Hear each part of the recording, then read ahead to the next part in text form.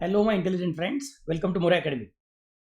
कल मैंने आपको एक नया टाइप का प्रॉब्लम सिखाया था जहाँ पे कैश बुक और पासबुक का एक्सट्रैक्ट्स दिया हुआ है और उसमें प्रॉब्लम क्या है वो भी हमें ही ढूंढना है और ढूंढे हुए प्रॉब्लम को सॉल्व कैसे करना है, बीआरएस में कैसे लाना है वो भी हमें ही ढूंढना है। ऐसे टाइप का पहला प्रॉब्लम कल हो गया था। चलो आज दूसरा प्रॉब्लम करेंगे। सो कैश बुक और पासबुक का एक्सट्रैक्ट दिया हुआ रहेगा तो सबसे पहले हमें क्या देखना पड़ता है, let me right it down. सबसे पहले हमें देखना पड़ेगा कि कैश बुक और पासबुक सेम मंथ का है क्या अलग अलग मंथ का है, क्योंकि अपना सॉल्व करने का टेक्निक कैश बुक और पासबुक सेम मंथ का रहेगा तो अलग हो जाता है और अगर डिफरेंट मंथ का रहेगा तो अलग हो जाता है। तो सबसे पहले हमेशा देखने का है कि सेम मंथ का है कि सेम मंथ का नहीं है। कल का प्रॉब्लम सेम मंथ का था और मैंने प्रॉमिस किया था कि सेम मंथ का और एक प्रॉब्लम करूंगा। तो चलो भाई, अपना प्रॉमिस पूरा करने का समय आ गया है। Let me start.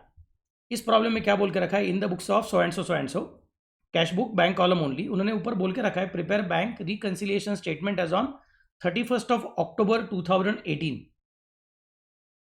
लेकिन अगर ये डेट दिया नहीं रहता था तो भी हम लोगों को दिमाग चला के डिसाइड करना पड़ता था कि कौन से दिन का बीआरएस बनाने का रहता है।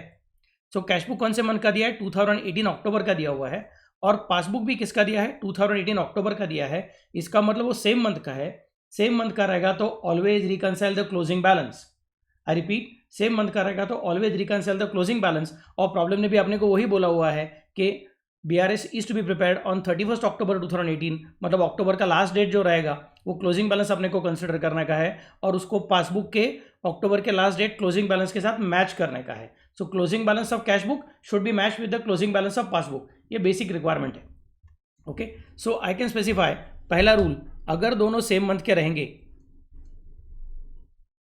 If cash book and passbook both are of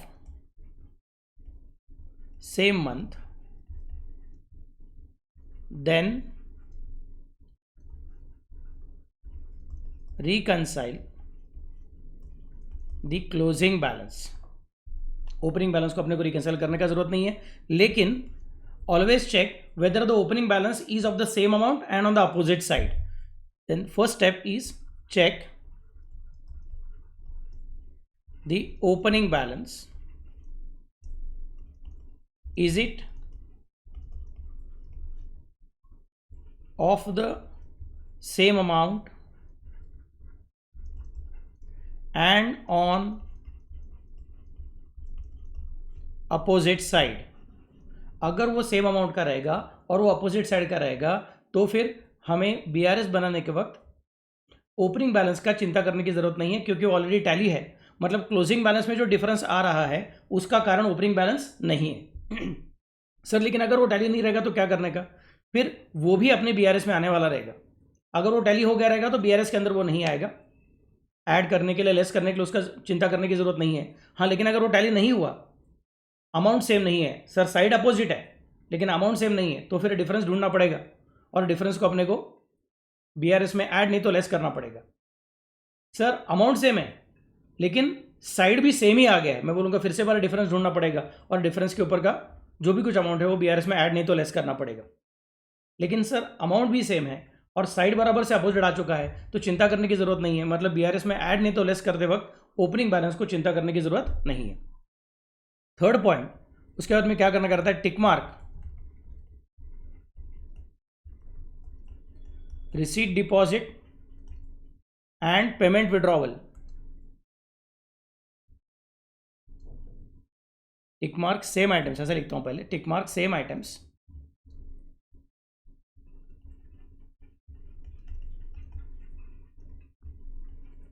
of receipt deposit from cash book and passbook. Receipt deposit from cash book and passbook, full stop. बाद में और एक point, tick mark same items of payment withdrawal from cash book and passbook. फिर most important thing, ignore tick marked items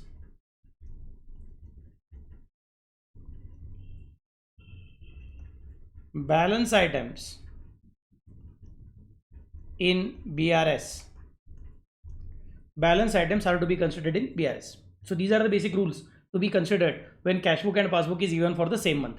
कल मैंने ये discuss किया था, आज भी फिर से बार डिस्कस किया है, तो जो लोगों ने कल का प्रॉब्लम देखा नहीं है उनको भी फायदा हो जाएगा। फिर सर अब मुझे डिसाइड करना क्या कि बैलेंस कहाँ पे लिखूँ। सर यहाँ पे मुझे मालूम है कि अपने पास कैश बुक दिया हुआ है, कैश बुक का क्लोजिंग बैलेंस है 9800 और पासबुक दिया हुआ है, पासबुक का क्लोजिंग बैलेंस है 16500। अभी हमने डिस्कस किया सेम मंथ का रहेगा तो क्लोजिंग बैलेंस को क्लोजिंग बैलेंस के साथ कंपेयर करने का है। सर स्टार्ट कहाँ से करूँ? तो मैंने कल भी बोला था, आज भी फिर से बार बोलता हूँ, स्टार्ट आप कहीं से भी कर सकते हो। कैश बुक से स्टार्ट करोगे मतलब 9800 से स्टार्ट करोगे तो and will be in passbook मतलब 16500 और पासबुक से स्टार्ट करोगे तो and will be in cash book 9800।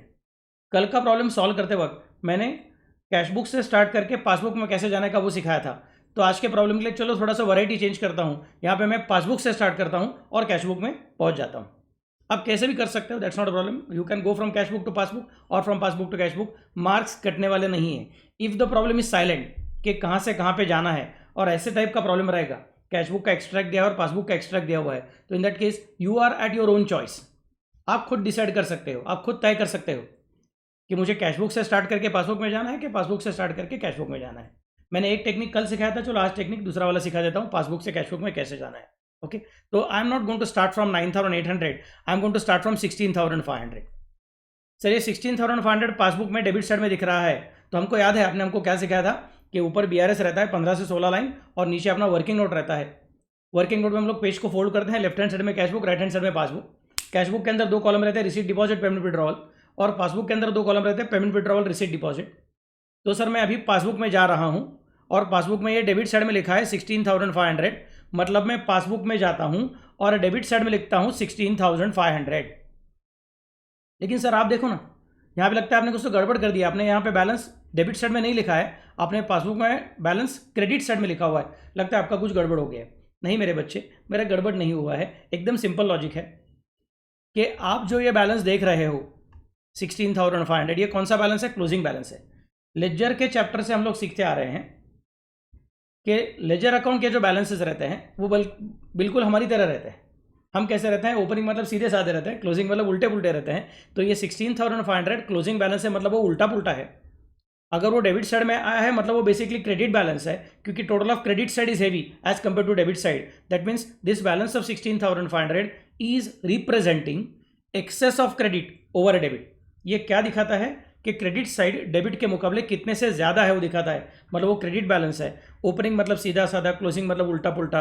तो डेबिट साइड में आया है इसका मतलब क्रेडिट बैलेंस रहेगा, और क्रेडिट बैलेंस रहेगा मतलब मुझे पासबुक में जाके क्रेडिट साइड में लिखना पड़ेगा।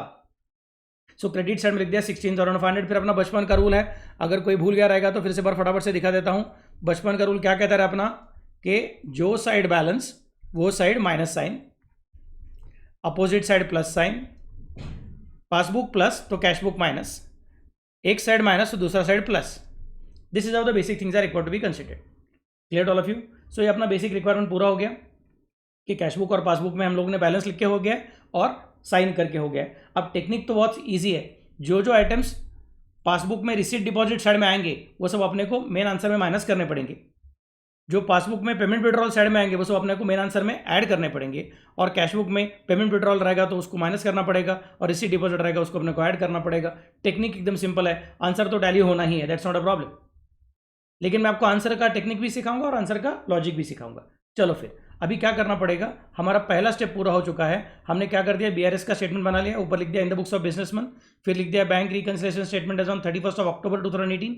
यहाँ पे लिख दिया balance as per passbook, because we have decided that we are going to start from passbook and going to go up to cash book, तो उसके हिसाब से मैं कंसिडर कर रहा हूँ। यहाँ पे लिख दिया balance as per passbook 16500। Sir balance है, आपको कैसे समझा? ओवरड्राफ्ट है ऐसा कैसे नहीं समझा? क्योंकि मैंने आपको क्या सिखाया था, अगर याद रहेगा तो। चलो फिर से बार वो भी बता देता हूँ रूल्स क्या है अपने। कैश बुक और पासबुक के कुछ रूल्स है।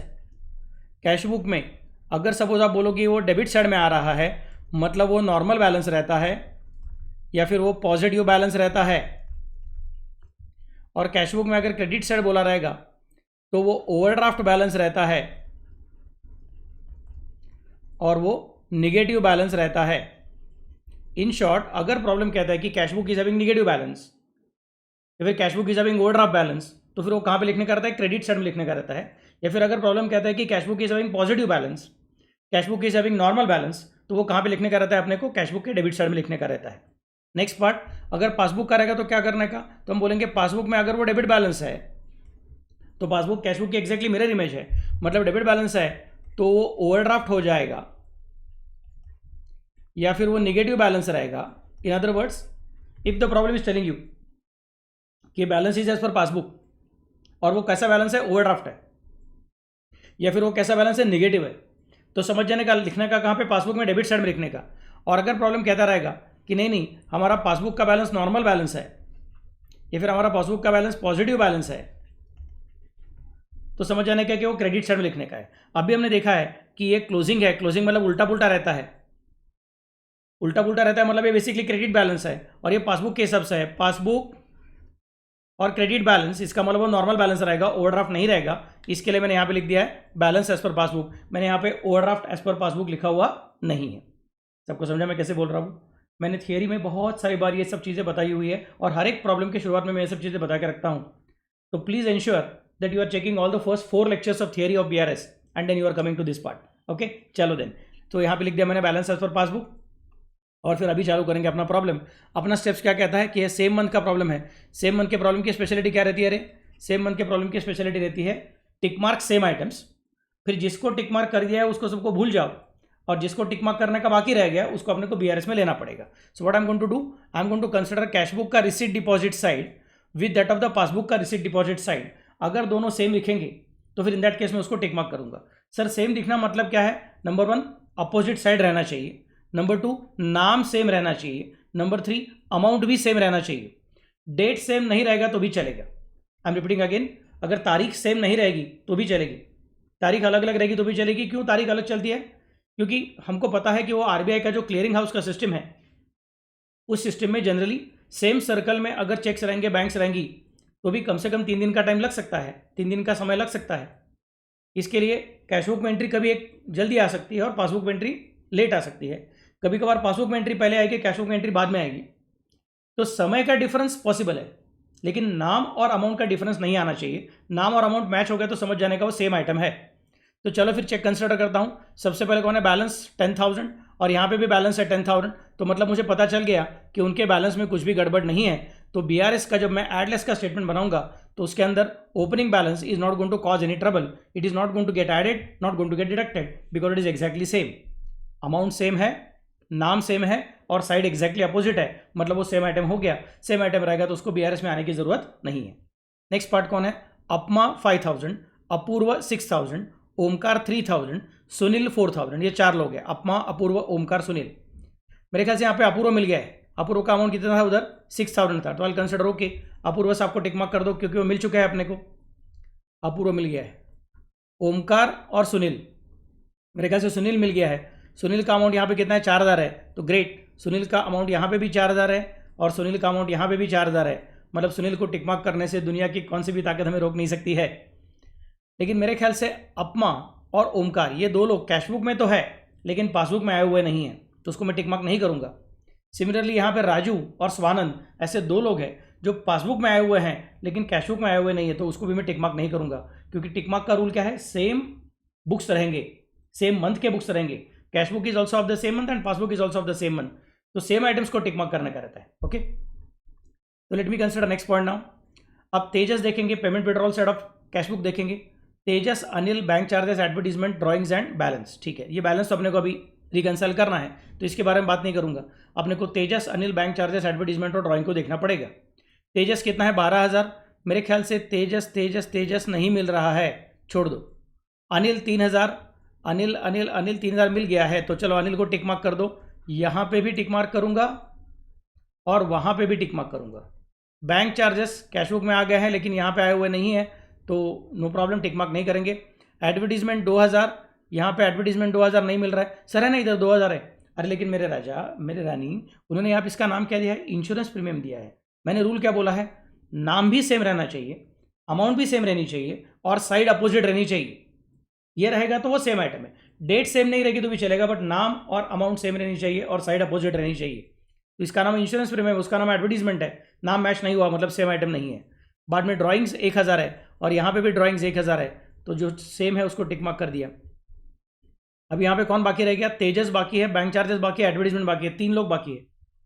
और यहाँ पे कौन बाकी है? इंटरेस्ट, इंश्योरेंस प्रीमियम और टेलीफोन बिल, ये 3 लोग बाकी है। तो सब मिला के इधर के अपने कुछ 6 आइटम्स है और ऊपर से ऐड वाले भी, सॉरी डेबिट साइड वाले भी कुछ आइटम्स बाकी है। अब मैं क्या करूंगा, जिनको जिनको टिक मार्क किया है उनको इग्नोर कर दूंगा। आई रिपीट, जिनको जिनको टिक मार्क किया है उनको इग्नोर कर दूंगा। When cash book and passbook is of the same month, tick mark same items, and जिसको टिक मार्क किया है उनको इग्नोर करने का है, जिनको टिक मार्क करने का बाकी है उनको कंसिडर करने का है। So I am going to consider यहाँ पे भी अपमा और ओमकार 5000 और 3000, ये कैश बुक में डेबिट साइड में है, तो मैं भी यहाँ पे लिख दूंगा अपने वर्किंग नोट में, कैश बुक में डेबिट साइड में अपमा एंड ओमकार 5000 एंड 3000 लिख दिया। फिर वापिस चला गया कैश बुक में, उधर चेक किया तेजस, बैंक चार्जेस, एडवर्टीजमेंट, इन 3 लोगों का नाम टिक मार्क नहीं है, तो इनका नाम कैश बुक में पेमेंट विड्रॉल साइड में, तो वर्किंग नोट में चला जाऊंगा। वर्किंग नोट में कैश बुक में पेमेंट विड्रॉल साइड में तेजस, बैंक चार्जेस, एडवर्टीजमेंट, सबका अमाउंट भी लिख दूंगा। उसके बाद में फिर कैश बुक का जिसको जिसको टिक मार्क हुआ नहीं है उनको मैंने ऑलरेडी कंसिडर करके हो गया है। नहीं सर, एक बाकी है आपका 9800। मेरे राजा और मेरे रानी, वो अपने बीआरएस के स्टेटमेंट का लास्ट लाइन बनने वाला है, क्योंकि हमने पासबुक से स्टार्ट किया है तो कैश बुक तक हम लोग पहुंचने वाले हैं, तो ये अपने आप आ ही जाएगा, टेंशन मत लीजिए। नेक्स्ट अभी पासबुक का देखेंगे।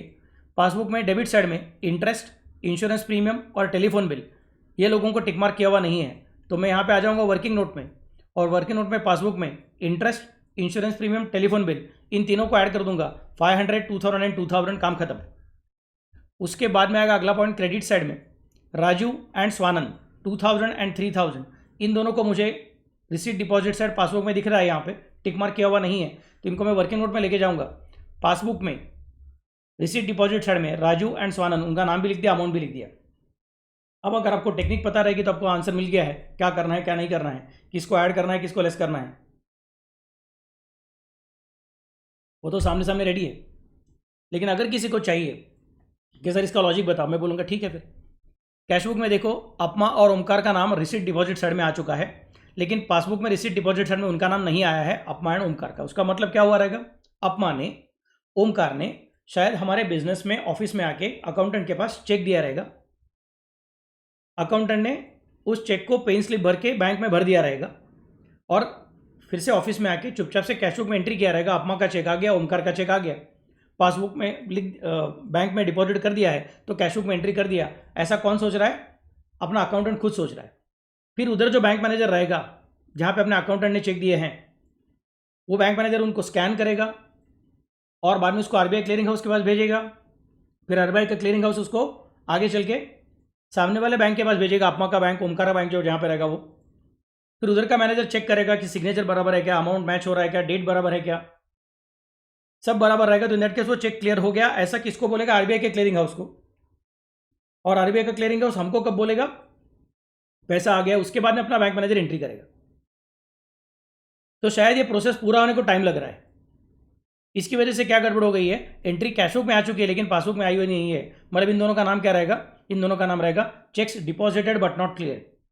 हाँ सर, लेकिन वो तो समझा कि इसका नाम ये रहेगा check deposited but not clear, but add क्यों करने का है? चलो सोचेंगे।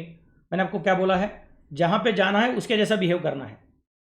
हम लोग बीआरएस बनाते हैं, मतलब क्या बोलते हैं, जिस तरह से पुराने ज़माने में मम्मी डैडी लोग लड़की को बताते थे शादी के वक्त, अब जब तू ससुराल जा रही है तो ससुराल के रूल्स को फॉलो कर, वैसे यहाँ पे करना है। अब हम लोग बैठे कहाँ पे है? पासबुक में बैठे हैं, और जाना कहाँ पे है? कैश बुक के जैसा जाना है। तो we are in passbook, want to go to cash book, behave like cash book. Cash book क्या कहता है? कैश बुक कहता है कि भैया मेरे पास 5000 रुपया और 3000 रुपये का डिपॉजिट आ चुका है। जब डिपॉजिट आता है तो बैलेंस बढ़ता है। So we are in passbook, हमारा एक बैलेंस है, and we want to go to cash book. Cash book बोलता है डिपॉजिट आ चुका है, डिपॉजिट आ चुका है, इसका मतलब क्या हो गया? इसका मतलब कैश बुक का बैलेंस बढ़ चुका है। We are in passbook, want to go to cash book, behave like cash book. Cash book is having extra deposit, extra deposit means extra balance, more balance, higher balance. तो क्या करना पड़ेगा? Add करना पड़ेगा। छोटे से बड़े के पास जाना है मतलब ऐड करना पड़ेगा। Next, Tejas, bank charges and advertisement, इसका एंट्री हमारे कैश बुक में आ चुका है। मतलब हमने ये चेक दिया रहेगा या फिर हमने बैंक चार्जेस का एंट्री कर दिया रहेगा, शायद वो गलती से किया रहेगा। वो शायद हमारे सेविंग बैंक अकाउंट के चार्जेस रहेंगे, गलती से करंट अकाउंट करके यहाँ पे लिख दिया हमने, तो शायद उसकी वजह से मिस्टेक हुआ रहेगा। तेजस को चेक दिया रहेगा, बैंक चार्जेस हमने गलती से यहाँ पे रिकॉर्ड किया रहेगा, एंड एडवर्टीजमेंट हमने पे किया है, इसके लिए हमने एंट्री कर दिया कि भाई हमने एडवर्टीजमेंट का चेक दिया हुआ है, लेकिन लगता है अभी तक पासबुक में आया नहीं है। मतलब तेजस ने अभी तक उसके खुद के बैंक में चेक डिपॉजिट किया नहीं है, इसलिए वहाँ से घूम के यहाँ पे आया नहीं है। बैंक चार्जेस करंट अकाउंट के थे नहीं, इसके लिए बैंक ने रिकॉर्ड किए हुए नहीं थे। एडवर्टीजमेंट, ये हमने चेक इशू किया है, लेकिन जिसको हमने एडवर्टीजमेंट का चेक दिया है उस आदमी ने अभी तक उसको क्लियर करके दिया हुआ नहीं है। तो ऑटोमेटिकली अपने को सोचना पड़ेगा 12,200 और 2,000 इनका क्या करना पड़ेगा, इन सबको अपने को माइनस करना पड़ेगा। सर माइनस क्यों करने का है? क्योंकि we are in passbook, want to go to cash book, behave like cash book. Cash book बोलता है कि पेमेंट हो चुका है, हो चुका है, हो चुका है, पेमेंट हुआ रहेगा, इसका मतलब बैलेंस गिर गया रहेगा कैश बुक का। पासबुक में अभी तक वो पेमेंट का एंट्री हुआ नहीं, मतलब पासबुक का बैलेंस ज्यादा है, कैश बुक का बैलेंस गिर चुका है। बड़े से छोटे के पास जाने का है, क्या करना पड़ेगा, माइनस करना पड़ेगा। सो 12,000 को भी माइनस करूंगा, 200 को भी माइनस करूंगा और 2,000 को भी माइनस करूंगा। बैंक चार्जेस याद रखना कि बैंक चार्जेस का एंट्री हमेशा बैंक में पहले होता है और बाद में कैश बुक में होता है। और यहाँ पे बोल रहे कैश बुक में हो गया लेकिन बैंक में नहीं हुआ है, ऐसा तो कभी होना नहीं है। मतलब क्या हुआ रहेगा, देर इज अ चांस कि प्रोबेबली ये बैंक चार्जेस किसी और अकाउंट के हैं, शायद सेविंग अकाउंट के रहेंगे। और सेविंग अकाउंट मतलब बिजनेस का अकाउंट नहीं है, वो प्रोपराइटर का खुद का पर्सनल अकाउंट रहता है। तो वो बैंक चार्जेस की एंट्री उसने खुद के सेविंग अकाउंट का कैश बुक अगर बनाया रहेगा तो उसमें करना चाहिए, उसने अपने बिजनेस के पासबुक, बिजनेस के कैश बुक में करने की जरूरत नहीं है, लेकिन उसने कर दी है। और पासबुक तो करंट अकाउंट का ही है, तो पासबुक में एंट्री दिखेगी ही नहीं। बैंक ने दो पासबुक बनाया रहेगा, एक सेविंग अकाउंट का पासबुक बनाया रहेगा और एक करंट अकाउंट का पासबुक बनाया रहेगा। और सेविंग अकाउंट के पासबुक में बैंक ने एंट्री किया है, करंट अकाउंट के पासबुक में बैंक ने एंट्री किया हुआ नहीं है। और कैश बुक में अकाउंटेंट ने गलती कर दिया, जो सेविंग का एंट्री था, जो बिजनेस के कैश बुक में आना नहीं चाहिए था, गलती से कर दिया रहेगा। That's how the things will be interpreted by us. Okay, वहां पे ऐसा मत बोलो check issued for bank charges but not cleared, ऐसा नहीं होगा, क्योंकि हम बैंक चार्जेस के लिए चेक नहीं देते हैं। बैंक चार्जेस बैंक पहले खुद ब खुद डिडक्ट करके लेती है। Okay, next part. Sir interest, insurance premium और टेलीफोन बिल, ये जो इधर के लोग हैं सब, interest, insurance and telephone bill, इनको आपने ऐड क्यों करना है? देखो पासबुक में पेमेंट का एंट्री हो चुका है और हमको जाना है किसके पास, कैश बुक के पास। We are in passbook, want to go to cash book. Passbook कहता है पेमेंट किया, पेमेंट किया, पेमेंट किया, पेमेंट किया, इसका मतलब क्या हो गया, पेमेंट किया इसका मतलब हो गया है कि तुम्हारा ये पासबुक का बैलेंस है वो एक्चुअली स्पीकिंग गिर चुका है। लेकिन कैश बुक बोलता है अभी तक मैंने पेमेंट नहीं किया है, उसको पता ही नहीं कि पेमेंट हो चुका है करके, बैंक में से पैसा चला गया है करके, इसलिए वो पेमेंट की एंट्री करता नहीं है। तो पेमेंट नहीं किया इसका मतलब कैश बुक का बैलेंस ज़्यादा है और पासबुक का बैलेंस छोटा है। छोटे से बड़े के पास जाना है, मतलब करना पड़ेगा ऐड। और बाद में राजू और स्वानंद, लगता है ये दो लोग ऐसे हैं जो हमारे कस्टमर्स हैं, इन्होंने अपने को चेक देना चाहिए था अपने ऑफिस में आके, फिर हमने बैंक में भरना चाहिए था। बट इनको अपना बैंक अकाउंट नंबर पहले से पता है, अपने पुराने कस्टमर्स है, तो इन्होंने क्या कर दिया, डायरेक्टली बैंक में जाके पैसा भर दिया, डायरेक्टली बैंक में पैसा भर दिया, इसलिए बैंक को पता चल गया, उसने एंट्री कर दिया राजू और स्वानंद का पैसा आ चुका है। बट राजू और स्वानंद ने हमको नहीं बताया, इसलिए कैश बुक में एंट्री आया हुआ नहीं है। So we are in cash book और we are in passbook, sorry, want to go to cash book, behave like cash book.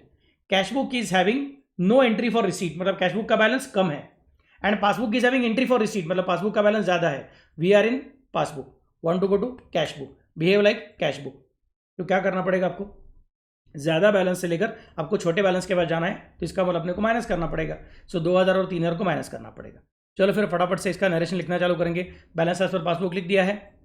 मेरा स्पीड ज़्यादा लगता रहेगा तो क्या करना है, आपको पता है, अपना रिवीजन लेक्चर चालू है, तो आपको क्या करना है, वीडियो को पॉज करना है और अपना सॉल्व करते जाना है, फिर से एक बार मेरे साथ चेक करने को आना है। ओके, देखो पहला पॉइंट ऐड में क्या आएगा, cheques deposited but not cleared, अपमा एंड ओमकार, ये हमने बोला था ऐड करने का है, तो पहले ले लिया उसको, 5,000 और 3,000।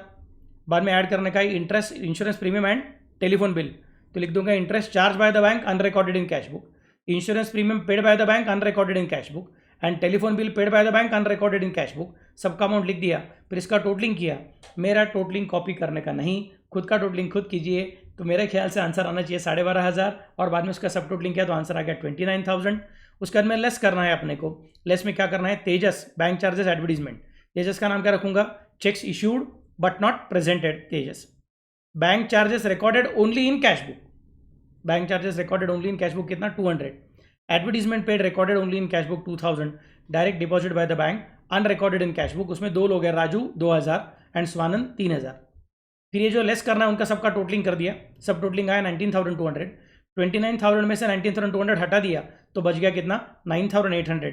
9,800 कुछ तो जाना पहचाना अमाउंट है, आ जाओ तुम्हारे कैश बुक में, उधर भी तुम्हारा क्लोजिंग बैलेंस बराबर से 9,800 ही आया था। तो हम लोगों ने बराबर से क्या कर दिया, 16,500 से निकले, अक्टूबर महीने की बात चालू है, 31 की बात चालू है, तो पासबुक कहता है 16,500 और कैशबुक कहता है 9,800। तो क्यों ऐसा डिफरेंस, क्यों? वो डिफरेंस का हमने पूरा पूरा स्टेटमेंट बना के दिया हुआ है, बैंक रिकन्सिलिएशन स्टेटमेंट। इतना आइटम्स की वजह से balance as per cashbook and balance as per passbook match नहीं हो रहा है। सर इसका नाम क्या रखा आपने 9,800 का? इसका नाम रखा मैंने bank balance as per cashbook. Sir ये बैलेंस है, आपको कैसे समझा? देखो भैया, ये अपना कैशबुक है और ये क्लोजिंग बैलेंस है। क्लोजिंग बैलेंस है, इसका मतलब ये उल्टा पुल्टा रहेगा। उल्टा पुल्टा रहेगा मतलब ये क्या हो गया, क्रेडिट बैलेंस हो गया है, सॉरी डेबिट बैलेंस हो गया है, क्योंकि डेबिट साइड ज़्यादा है, क्रेडिट साइड में आया है, मतलब वो डेबिट बैलेंस हो गया है। तो कैशबुक में डेबिट बैलेंस है। और मोस्ट इंपॉर्टेंट, अपने लिए इंपॉर्टेंट कौन सी चीज़ है कि शुरुआत जब की थी तो आपने अमाउंट कैसे लिखा था, पॉजिटिव लिख दिया था और नाम रखा था बैलेंस। शुरुआत की थी तो अमाउंट पॉजिटिव लिख दी थी और नाम लिखा था बैलेंस। और ये सब एडिशन डिडक्शन करने के बाद भी आंसर कैसा आ गया, पॉजिटिव ही आ गया है, तो नाम फिर से लिखना पड़ेगा balance. It will be called as bank balance as per cashbook. सबको समझा मैं क्या बोल रहा हूँ? So this is where we complete the second problem of same month. अब कल के लेक्चर में सिखाऊंगा जब अपने को दो अलग अलग मंथ का कैशबुक एंड पासबुक दिया रहेगा, एक जनवरी का एक फरवरी का, एक मार्च का एक अप्रैल का, ऐसा रहेगा तो कैसे सॉल्व करने का वो अगले लेक्चर में सिखाऊंगा। आज के लिए इतना ही काफ़ी है। बराबर से टैली करना और कल के लेक्चर को मिलने को आना। ओके, चलो देन, बाय बाय।